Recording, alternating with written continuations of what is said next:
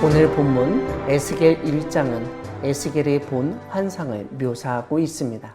1절은 에스겔의 활동 시기를 30째 해 넷째 달 초닷새라고 시간적 배경을 설명합니다.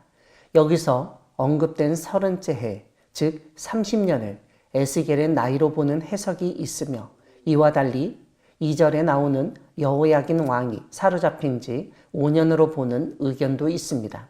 또한 에스겔 예언자의 소명받은 날로부터의 연도로 보는 경우도 있습니다.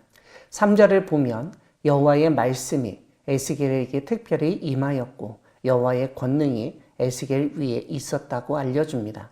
5절은 내 생물의 형상이 나타나는데 그들에게 사람의 형상이 있었고, 6절은 그들에게 각각 내 얼굴과 내 날개가 있었다고도 알려줍니다. 7절에서는 그들의 다리가 곧은 다리이고 그들의 발바닥은 송아지 발바닥 같고 광낸 구리같이 빛났다고 설명합니다. 8절을 보면 그 사방 날개 밑에는 각각 사람의 손이 있었다고 합니다. 9절은 날개가 서로 연하였고 일제히 앞으로 곧게 행하였다고 묘사합니다. 10절은 그 얼굴들의 모양을 묘사하는데 앞은 사람의 얼굴이고 오른쪽은 사자의 얼굴이고 왼쪽은 소의 얼굴이고 뒤는 독수리의 얼굴이라고 합니다. 12절은 영이 어떤 쪽으로 가면 그 생물들도 그대로 가고 9절처럼 일제히 앞으로 곧게 행하였다고 알려줍니다.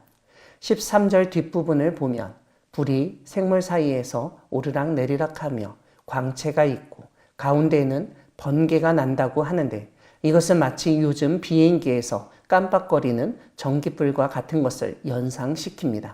15절은 그 생물들 곁에 있는 땅 위에 바퀴가 있었다고 알려줍니다. 그런데 내 얼굴을 따라 하나씩 있었다고 합니다. 그러니까 내 얼굴이니까 내 바퀴가 있었던 것입니다. 그런데 그 바퀴 안에 또 바퀴가 있는 것 같다고 알려줍니다. 17절을 보면 이 바퀴같이 생긴 물체는 사방으로 향한 대로 돌이키지 아니하고 갔다고 알려줍니다.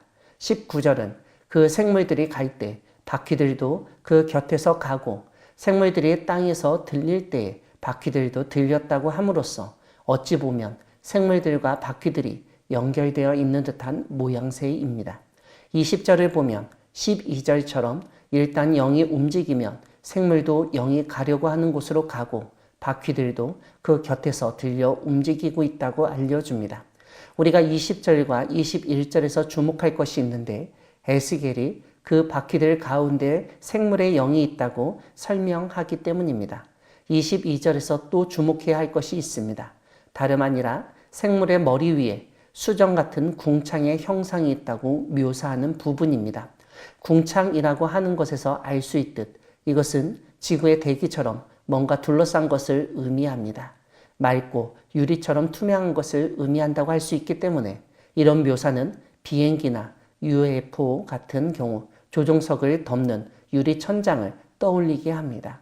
26절은 그 머리 위에 있는 궁창 위에 보좌의 형상이 있었다고 알려줍니다.